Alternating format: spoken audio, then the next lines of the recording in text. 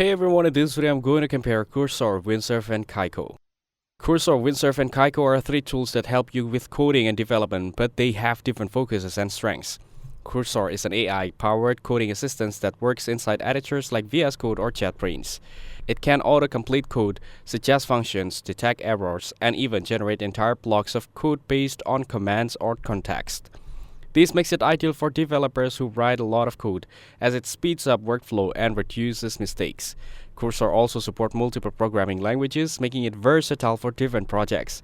Windsurf, on the other hand, is a visual development platform.